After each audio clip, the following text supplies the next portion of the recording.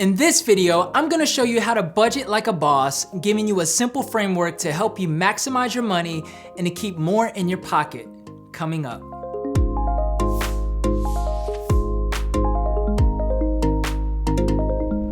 Welcome to the Journey of Finance, where personal finance is made simple. My name is Cedric, and here on this channel, we talk about how you can manage your money and invest your way into retirement.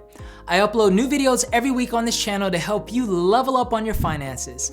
So if you're down to go on this journey, then do me a big favor, subscribe to this channel and click on that notification bell so you're notified of every new video, and smash that like button down below. It lets me know that you're enjoying this content and lets YouTube know to push this video in front of more people. I'm super excited about today's video because even though budgeting is a topic that may sound foreign to some and overwhelming to others, it's literally one of the most important things that you can do when it comes to your finances.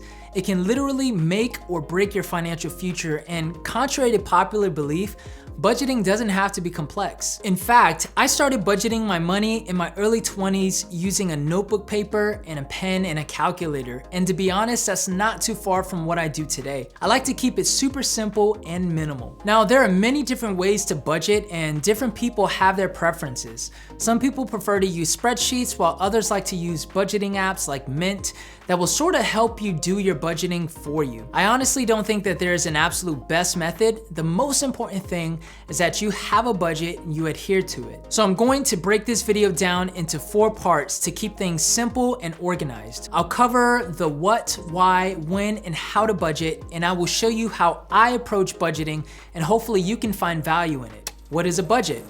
In its simplest form, a budget is a financial spending plan based on your income and expenses.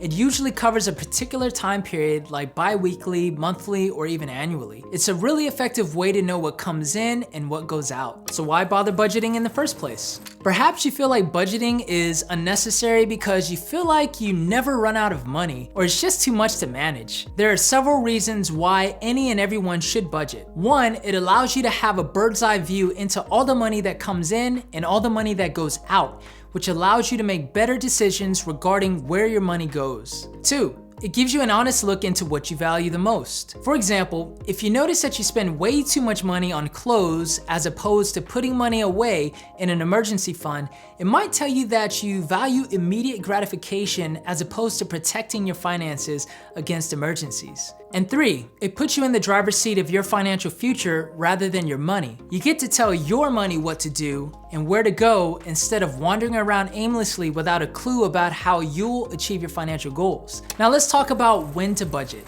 There are no hard and fast rules about when you should budget. It all depends on your situation. Those who get paid bi-weekly from their salary job may want to budget twice a month as opposed to someone who gets paid at random times because they work as an independent freelancer. But I'll give you what I do that I feel like can cover a variety of different situations. This has worked for me for years and gives me the most amount of control when it comes to my budget. I like to create a monthly budget where all the income that I use for that month comes from the previous month. Since I have multiple different income sources that come in at different times throughout the month, my monthly income changes, so in order for me to know exactly how much money I have to work with in any given month, I use all of the income that I received in the month prior. For example, let's say it's May 31st and I want to budget for the month of June.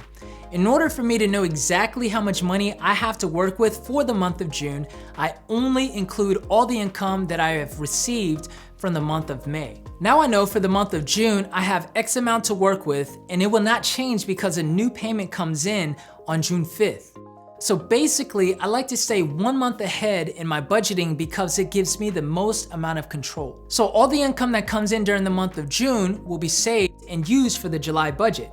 Make sense? I like to do it this way because I won't have any surprises or changes when it comes to my income for that particular budgeting period. You could do the same thing if you have a bi-weekly budget as well. It's worth noting that if you want to implement this method, you might have to try to get 1 month ahead of your finances in order to achieve this.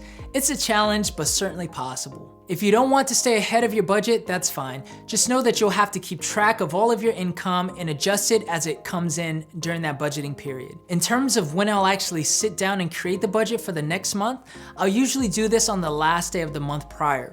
How to budget. Like I mentioned earlier, I like to have a simple approach to budgeting because it just works. If you're a numbers and graphs person and you want to create a beast of a spreadsheet with crazy formulas, then more power to you. For me, I like to keep it simple. Let's take a simple example of how I would set up my budget. I will use hypothetical round numbers to make things easy to understand. Keep in mind that even though I'm going to show you this concept on pen and paper, so to speak, you can do the same thing in a spreadsheet and set up your formulas. Take a sheet of paper and write down all of your income. The more detailed, the better, but as long as you have the total number, then you're good. Let's say the income that you generated from the previous month is $5,000 between your salary and side hustle. Now write down all of your expected expenses in a column. These include those expenses that you know you have to pay monthly, like your rent or your mortgage, your car payment, health insurance, phone bill, etc. I like to organize them in categories like housing, transportation, entertainment, and so on, but you can do what's easiest for you. The idea is to list every single expense that you can account for. The more details, the better, so there are no surprises. Now in this example, all the expenses add up to $2,600. Subtract your expenses from your income and you have the remaining balance, which is what is left over. In this example, you have $2,400 left over for the rest of the month. Now, depending on how detailed you make your budget, you will have accounted for most of the expenses for the rest of the month. Now you have $2,400 left over to put into savings, invest, or make extra payments towards your debt. Now, this is the most basic way to budget and it works.